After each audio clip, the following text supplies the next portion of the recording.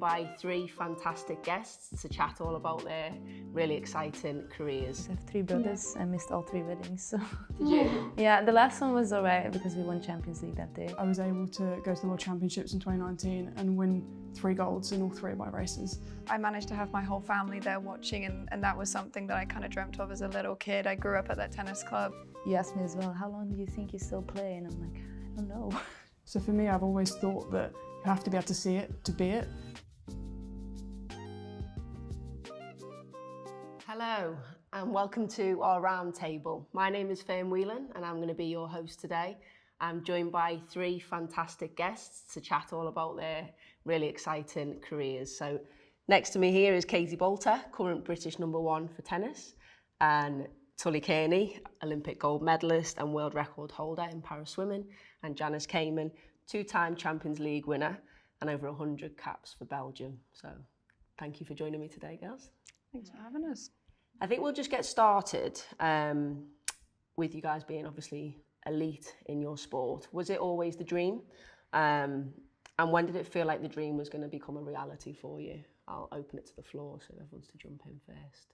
I mean, for me, it was when I had time away from the sport. I think that's when I realized that I absolutely love this sport and I want to continue playing and be a part of it. So when I was 17 or 18 years old, I had 1 year where I was sick, and I came back from that and I was ready to go and more energized, and I've kept it and not left it since. Fantastic. Yeah, for me, as a little girl playing football, didn't really see a future because there was nothing on TV about women's football. And I always played with the boys, so no idea. And then I think just gradually when you grow up and you go from one team to another team, that's always a step higher. I think that's just how it grew for me. And you, Tully? So for me, swimming was the only sport that I was actually physically able to do. I couldn't do things like running and playing football like my brother could. And when I got in the pool, I just felt completely free. It was the only sport I didn't feel disabled, like I was treated like everyone else, and I could get on with it without help. So really, like, my love for it just became there, and it became like my coping mechanism. With, like, if I was struggling with my disability, I'd go in the pool and it would all like melt away. And at that point, I didn't think about becoming a Paralympian. I didn't even realise that I could be classified until a few years later. And then it wasn't really until I was like 17, 18 that I realised that, you know, potentially I could go to the Paralympic Games. Do any of you kind of draw a similarity from that? Because being a footballer, like, I know I do, in terms of it being kind of like my getaway and any stresses that were going on externally, it kind of really did help with that. Do you feel that with the sports that you do? I think so. I think it's a way to also get away a little bit from daily life, and it's just your passion, and you just love the game so much. And I think that for me was really an outlet to also be my true self, maybe. Yeah, it's really calming. I feel like I go out and just get into my own little world and enjoy myself, and I always have a smile on my face, so that's when I know I'm having fun. Yeah, I think that, you know, that's fantastic. And I think for me, I would always say that if I was saying to people, make sure when you do it, you try and enjoy it as much as you can. It's the main reason you start doing what you do, I think, at the end of the day. But was there ever a moment where you thought, you know, the reality, it might not happen for me, of this dream? I'll start with you, Tully. Yeah, for me, I got so close to my dream. 2015 was 4-time world champion, came away with 6 medals from the World Championships in Glasgow, GB's highest medal earner. Like, all eyes were on me, all the pressure was on me. And unfortunately, an injury triggered a massive progression in my dystonia, which meant I had to withdraw from Rio. So, like, I just felt like my whole world fell apart. And at that point, like, I never thought I'd be able to swim again, let alone actually make my dream of becoming a Paralympian come true. That must have been so tough. Yeah, I think that was going from like training 32 hours a week to nothing. Just come back from that as well. It's very impressive. 100%, and still going today, so still going strong. And then if we talk about a little bit, so personally, Janice, I'll start with you. What is it like to represent your country, obviously on the biggest stage, and, you know, so successful, over 100 caps for Belgium? Yeah, I think it's just a big honour for me personally because, like I said before, when I was a little girl, I was just playing with my brothers and my friends, and I would have never thought that I could represent my country, and making it twice to the Euros. World Cup is still a little bit far away from us. Still the dream? Yeah, still the dream. Olympics as well, but hard to reach when you're up against big European nations as well. But no, I think it's just every time I go out with Belgium, I just have so much fun and always happy to put on the jersey. And in club football, you've obviously won the Champions League twice, as I said in the intro. I mean, how amazing is that? Oh yeah, that was a big dream, because you always hear about Champions League in the men's, but it actually progressed a lot in the women's game now as well. And the visibility is great, and the stadium is packed, and it's just, great memories to have those 2 medals. And you can draw on that as well, Katie, can't you? Yeah. We said it before, 8 singles titles, 4 doubles titles. I don't know if you knew that yourself, but I mean, again, a fantastic achievement. So, I mean, how impressed are you that you've got to this level already? Yeah, I mean, for me, it's the epitome of sport. It's where I want to be, the top of the game. And I had one title which meant probably everything to me, which was my hometown. I got a title in Nottingham, and I managed to have my whole family there watching, and that was something that I kind of dreamt of as a little kid. I grew up at that tennis club, and I managed to achieve it. It's definitely not a Champions League, but it was a huge moment for me, and just to go out and be there in front of everyone, it meant a lot. And you spoke about 2023 being like a bit of a breakout year for yourself. Obviously got to the 3rd round in Wimbledon. Second time? Yeah, of doing so. How do you see that progressing into 2024 then, to build on such a big year? Yeah, I think for me, the past few years have been about consistency. The way you get your ranking up is playing every week, and I haven't been able to do that through injuries for quite a few years. So to me, it's pushing on from the 3rd rounds now. I really believe I can get to the back end of slams, and the games there, I've had some great wins to start the year, and that's my main goal going into this year, is hopefully at Wimbledon, which is the most important one. It's the most important one. It definitely is the most important. So yeah, on the grass is the one for me. Fantastic. I think for you, Tully, as well, I've seen a lot of off-the-pitch accolades in terms of awards, BBC Sports personality as well, getting to the final 3 of that. I mean, how amazing is that as an achievement in your career? Yeah, it was amazing. I think as well, like, parasport isn't that well recognised, so it meant a lot for me anyway, but the fact that it was highlighting a Paralympic sport just meant even more. Yeah, for sure. I mean, it's a great achievement. I think there was another one I saw which you haven't really said too much about, 2019 Pride of Sport Award as well. Why did you get an award for that? So that was for all the things I've been through. So my progression, my condition, being able to come back from that after a gap, and then make it back to the top. So I now compete in a new classification for my current level of impairment, and I was able to go to the World Championships in 2019 and win 3 golds in all 3 of my races. So that was why I got it. Clap without the iPad. You guys clap for it. No, that's unbelievable. And the process of obviously getting to where you guys have got to now, and obviously all 3 of you, who's a source of inspiration for you? I'll start with you, Katie. I understand your mother represented Britain as well as a youngster. She played tennis. She did, yeah. She was one of my biggest idols. My mum and my grandpa, the 2 most important people in my life. Aside from my boyfriend, I won't talk about him, but those 2 were the ones that brought me up and gave me everything. And, I have to thank them for everything. So, yeah, they're the ones. And you, Janice? Yeah, I would say my parents as well, because at the time I didn't really know any women's players. I only had men players. I really liked the Brazilian one, Romário. But I think it was my parents, because they really grew through the process with me, and they supported me everywhere, and my 3 brothers as well. So with that support, I think sometimes people would look in, and a lot of us would say the same, wouldn't we? Sports people, oh yeah, our family supports us. But I think, can we delve a little bit deeper into what that support is? I know for me personally, I had my brother-in-law who he helped me a lot, but he didn't put too much pressure on me. I think was a real key in that. So, taking me to training, all that type of thing, fantastic. But I didn't ever feel under pressure. I don't know if there's any kind of specifics you can delve into who supported you family-wise, or anything really. So my mum was actually a national level swimmer when she was younger. She was national champion at breaststroke. But she actually didn't want myself and my brothers to become swimmers, because she knew how much she had to give up, and she didn't want us to have to do that. So when my brother showed an interest, she let him join a club, and when I showed an interest, she let us join a club, but she never wanted us to get that far. So my mum's the one person that constantly would ask me, she's like, you can give up. Like, do you want to give up? Like, you don't look like you're happy today. Do you want to retire? And I'm like, no, mum. Like, my mum's the one person that's like being a single parent, she was the one that had to take us to training every single day and sacrifice her social life.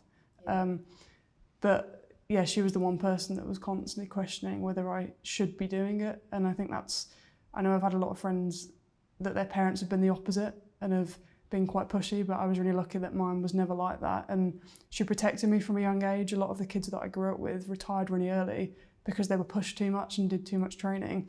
And I was really protected until I was 13 and went away to boarding school. And that definitely has prolonged my career. My grandpa used to pick me up from school pretty much every day when I was allowed to go and play tournaments or whatever it might be. And he took me to one, I don't know where it was, half an hour away. And I remember playing one of the worst matches of my life. And I came out off the court and spoke to him. And we both got in the car and he said to me, should we just forget today and pretend like it never happened? And literally from that moment, we both knew that, there is so many more important things in life to do than to be on the tennis court. And yeah, we went home, got my favorite cherry pancakes on the way home. And yeah, that was the moment I realized. Yeah. I think it's a really important point. And did you do any other sports growing up, or was it solely football for you? I played some basketball. I had to choose between basketball or football. Was that because you didn't grow as brutal? What do you say? That is savage. I wasn't in the back of the picture. That's true. No, I had to choose because it was like more the regional competition as well, and I couldn't do both, so I chose for football. But I like to play tennis as well. There we go. Yeah. We have to play one time. Yeah. You got to teach me how to play I'll football. lose. Teach each other. Yeah. I don't know how to do anything There other we than go. tennis. So. And swimming, I'm not great at. I feel like my legs awful. are heavy. I'm exactly the same. Come to you, Kate. Is there anything that you found difficult? I know we were talking about it before. Just how much you have to commit. You don't really get much time off, do you?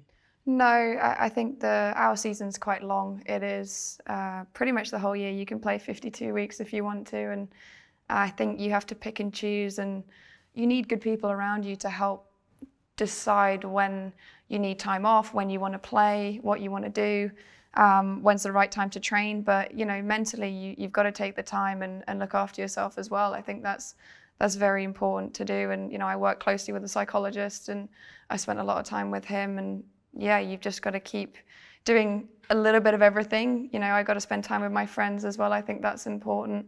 But yeah, there's a lot of sacrifices that you have to make, and a lot of choices. And from a young age as well, I feel like I chose them all towards tennis. And sometimes I don't think they were the right choices, but you live and learn and you move on. And I think by the end of it, you start to realize what the right things are to do in your career. Yeah, missed a lot of family things. I have 3 brothers. Yeah. I missed all 3 weddings. So. Did you? Yeah, the last one was alright because we won Champions League that day. So he celebrated before the wedding already. So no, yeah, I think it's sometimes tough as well with like friends that you have from a younger age when you were still in your country, and then yeah, the real ones, they stick. So yeah. Just how strict do you have to be, or do you feel like you, in terms of not just time, but like nutrition, like your body, all that type of thing? Because there's a lot that goes into being an athlete, isn't there? Yeah, I think when I was younger, I was super hyper-focused and everything was about swimming, like it was my whole world. And as my condition progressed and I spent a couple of years out, I realised that there is a lot more to life than just sport. However, it is obviously still important, you're an athlete. So there are still sacrifices, but I definitely don't make as many sacrifices now as I did growing up. Can you give yourself the odd cheat meal? It's a must. It's a must. Go on then. What's your go-to cheat meal? Let's find out. Oh God. Okay, I definitely should not be telling people this, but after I won that title that I really wanted to win, I had a Nutella pizza. That was my dinner. I know, I'm not sure where it came from, but it was unbelievable. That's great. I was going to say it sounds That was my cheat, my one cheat, yeah. Cheat what about meal? you? Fries. I'm from Belgium, so of course, Belgian fries. Not waffles? Also. I'd be going for the waffles, me. What about you, Tully? I think it would depend what country I'm in and what's the...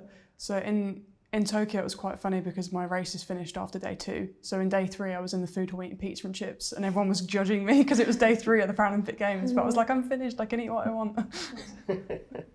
we've said about family. Is there anyone else in terms of like, let's say your team behind the team? I know you've got teammates, but in terms of you in an individual sport, who is it that keeps you going? What is your team massive?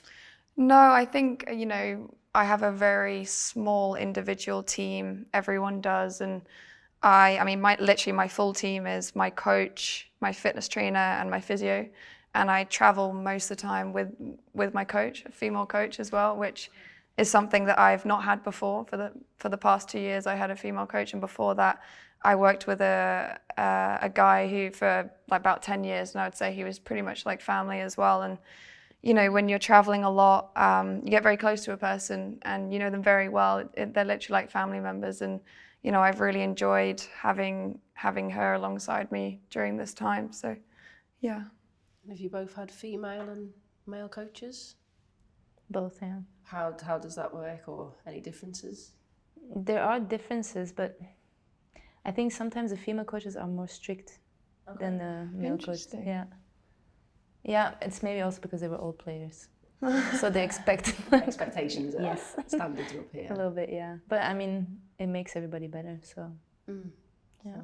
I never had a female coach. I now have a female S&C coach. But in terms of swim coaches, when I was in the National Centre at Manchester for a few years, there was a female coach, but my coach was male, and I worked with him for almost 8 years, so we had a really good relationship. But no, all my swim coach have always been male. But it takes, as you say, 8 years though. You're building those relationships. It takes time. That's a really important part. Let's touch on. So you mentioned your injuries before. I just want to touch on kind of any challenges you've faced in your career. I think personally for me, I had a knee injury that set me out 22 months, so nearly 2 years. And I think there's a time, it's like what you were discussing before about feeling like you were never going to return. What kind of setbacks have you had to overcome in terms of your sport? I know you had a spinal injury. I did. And chronic fatigue. A long time ago. So how did you overcome that and still be able to keep at the top of your game? Yeah, I think the biggest one for me is people around you. I think those are the people that push me day in, day out. And I had a back stress fracture when I was playing for my country, and I put everything on the line, including my body, and I chose to do that. And unfortunately, it didn't quite work out. And did you know you had that? No. So at the time, I knew I was in a lot of pain, but I didn't know how much. I didn't know until I obviously got the MRI afterwards. And our ties are based over 2 days, and I put myself in the first day, and I lost that match, having had match points against a much higher ranked opponent. But I wanted to come out the next day and prove that, I could win this tie for us. And then I pushed myself, and I came out and I did, and eventually win the tie for them. But it cost me a lot. It cost me, close to a year, 2 years, 3 years of coming back to the same level, which I hadn't felt like, I'd reached for a long time. So, and that was also when I was at a career high ranking as well. That wasn't kind of in the midst of everything else. It was at my peak, and I've managed to come back and surpass that now. So it's easy for me to sit here and say everything's great, but it was tough. It wasn't easy. But do you think, given the opportunity again, you'd put your body through that again? 100%. Yeah, it's crazy, isn't it? I assume we'd all say similar. Yeah. Okay. Interesting. So I think one of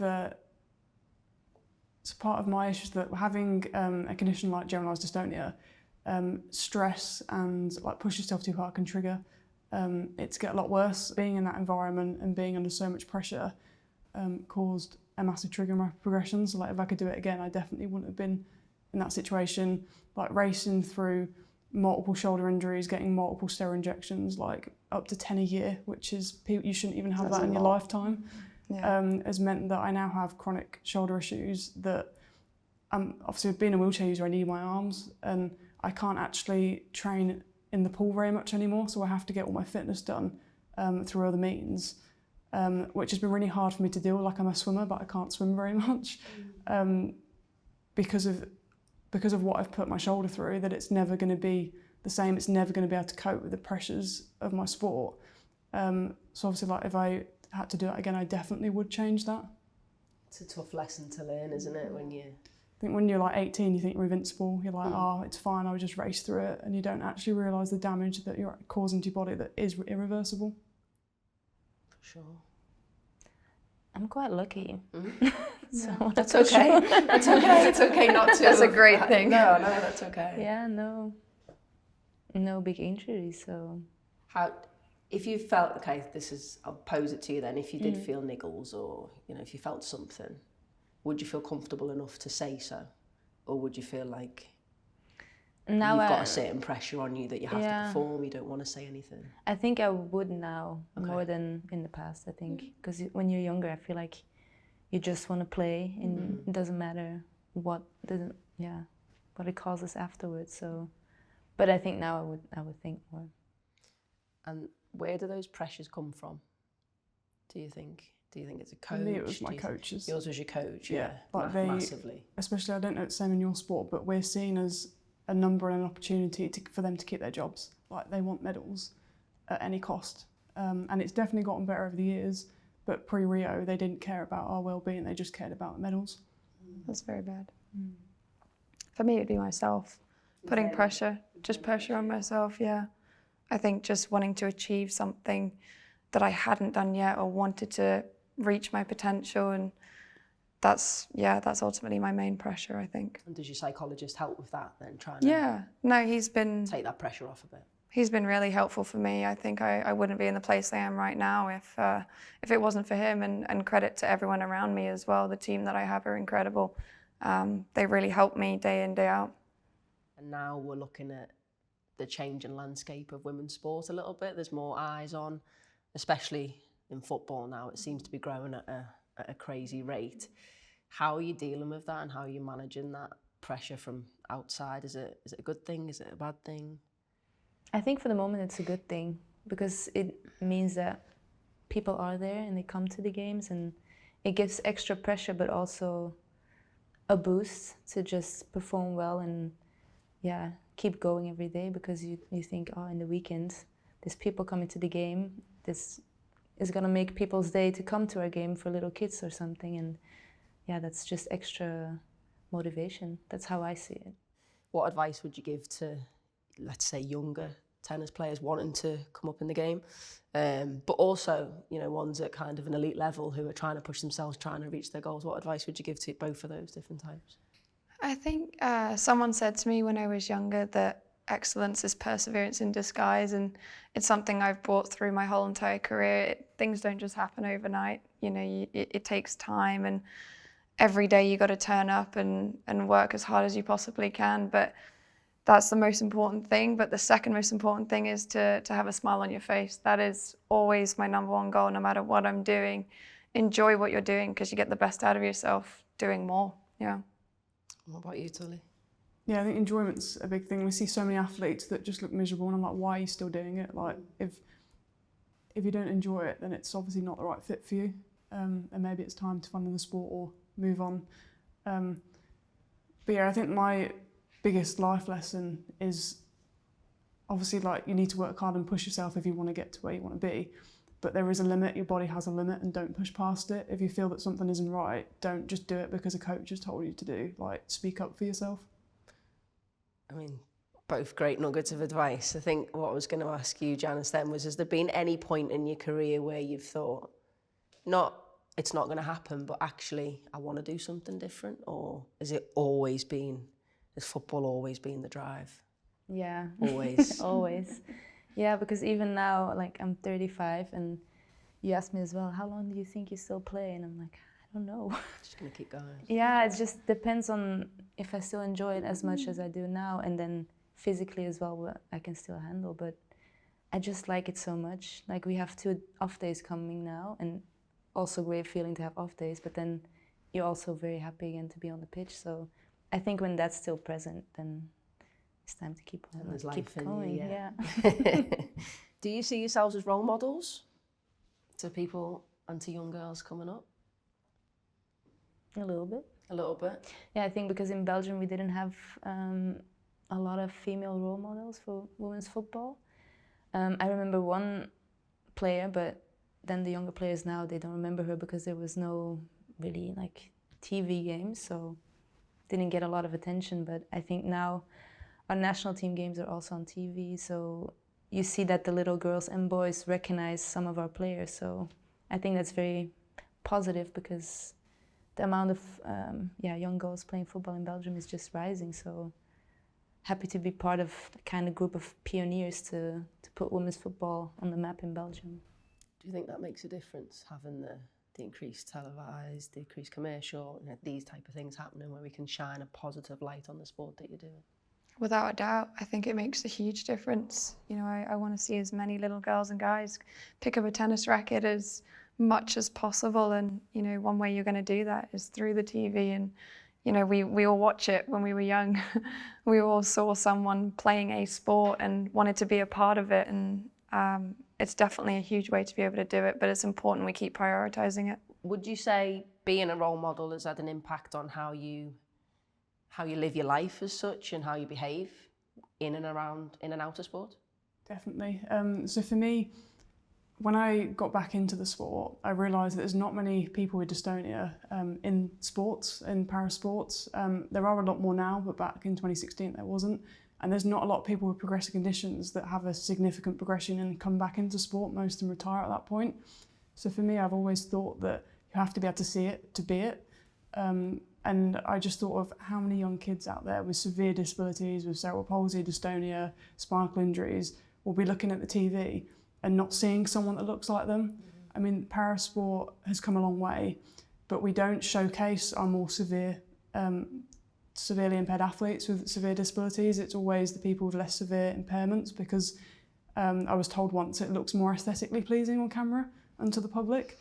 So like, we're not included in events like the Commonwealth Games, for example. There is a way forward, and I think over the last few years, since having bilateral shoulder surgery in 2018, I had to have 6 months out of the pool.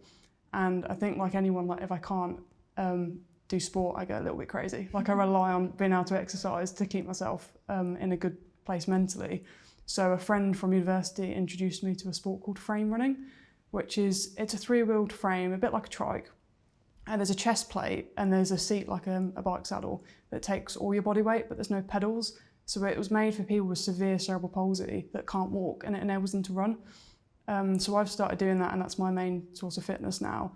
And over the years, I've been able to fundraise for a couple of kids to get their own frames. And there was a boy back in my mum's hometown, Birmingham, that didn't have a walking frame because the NHS physio said that he had to learn to sit before he could walk, and he was 6. It's like, he's severely disabled. If he can't sit by 6, he's never going to learn. Like, he's too impaired to be able to sit independently. And I didn't think that was right, so I was able to borrow a frame, get him on a frame runner, and he was doing laps. So I knew straight away that kind of opened my mind up to how many other little boys that are out there, and girls, that have got the ability to walk and run but aren't given the right equipment. So that's really opened my eyes and kind of turned my eyes a little bit away from swimming and more into athletics. And I'm actually setting up a frame running club in Loughborough. The frames are arriving next week. Oh, wow. And we're trying to set up a taster day for March, which is also Cerebral Palsy Awareness Month. So it has really kind of shifted my focus into trying to get kids with severe disabilities into sport. I think that's amazing. Yeah, I mean, applaud that. I think that's again fantastic. an applause. Yeah, I can clap now. Let's put this down. No, I think that's unbelievable. Actually, it was going to be my next point. I was going to say how personally impressed I am with all 3 of you. I know you've all done a little bit of work off the pitch or out of the pool, off the court. I was going to touch on the frame running, but I mean, you've done it there, so that's fantastic.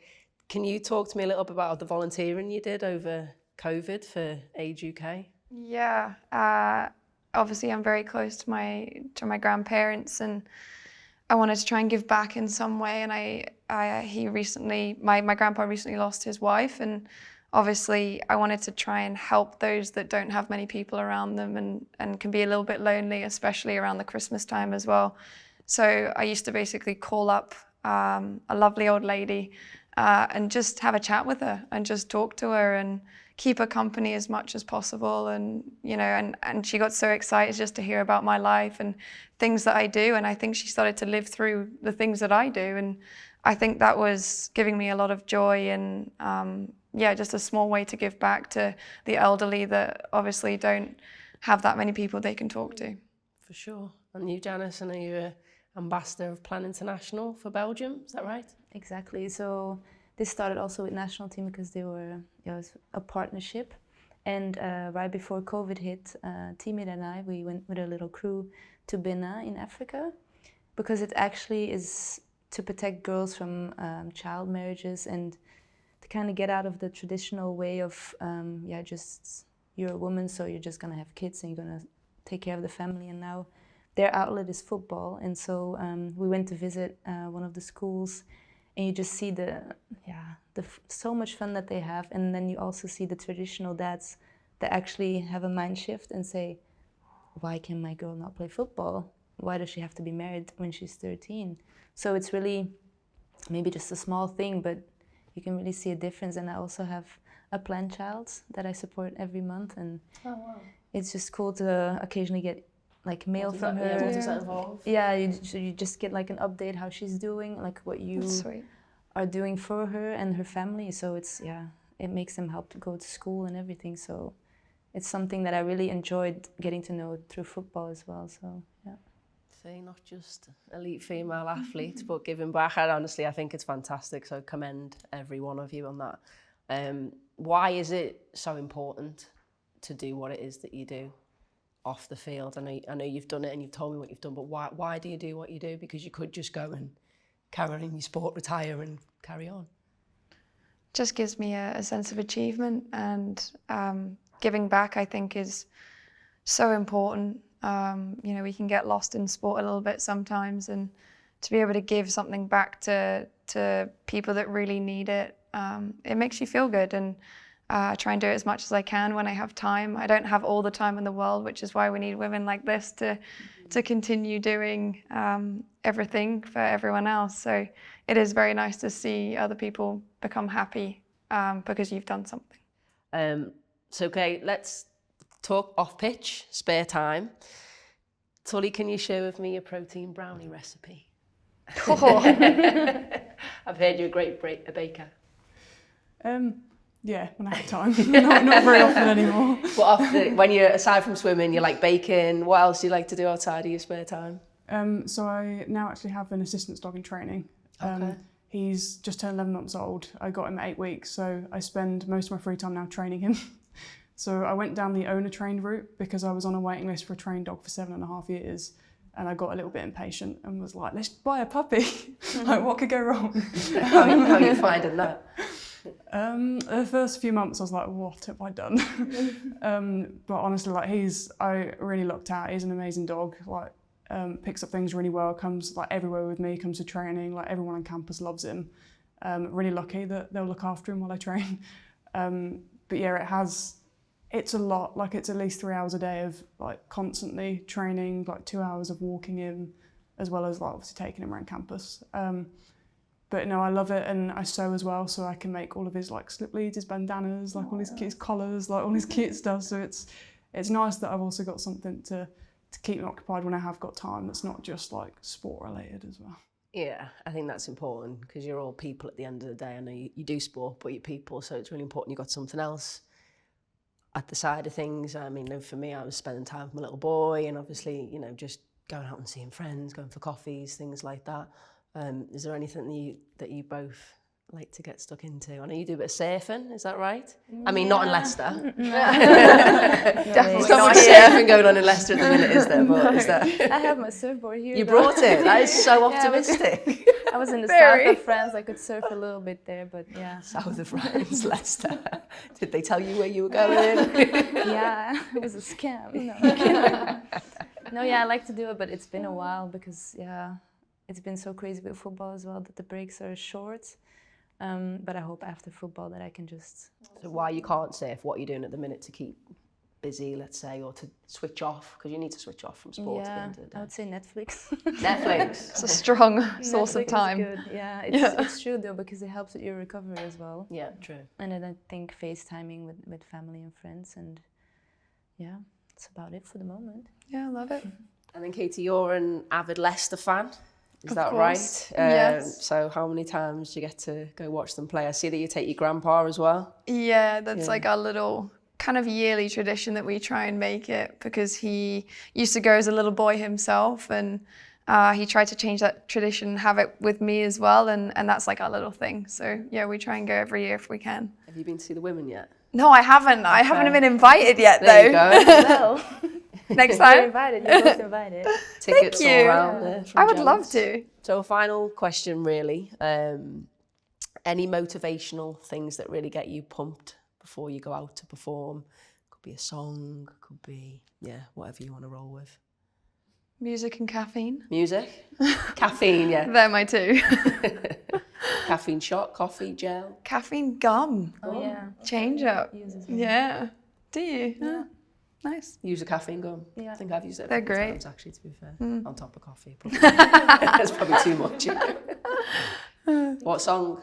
Oh, I'm very versatile. Oh, okay. Anything with a beat. Anything. Yeah. As long as it's Quick a beat. gets Yeah, you a going. real beat. Okay, what about you? Yeah. Music as well, yeah. In the locker room, it's always on.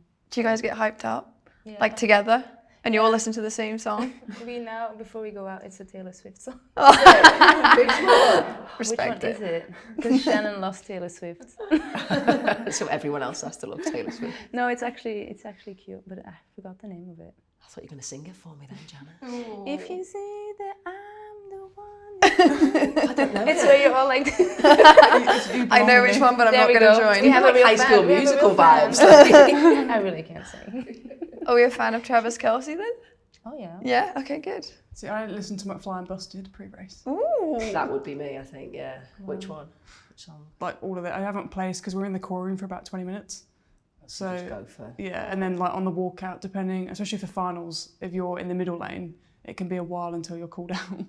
So yeah, just listen to them all. And then I use visualization as well because it's one thing I used to struggle with was getting really stressed when I was younger, and then I would tighten up and I was like too stiff to swim. So, but I'm quite lucky now that I'm a natural racer that I just get in the zone. I think as long as I follow my routine, like I'm just ready to race. I mean, you're definitely natural. You've got gold medals coming out of your ears, haven't you? But what was it you're visualising then? Is it the start, Podium. the end? Yeah, just the podium, the medal. It's actually a previous race, so every kind of year I sometimes update it, but it's like a previous race where I use like a really good experience and like what it felt like, what it smelled like, what I heard, and like the feeling hit them all and then winning a medal. Yeah.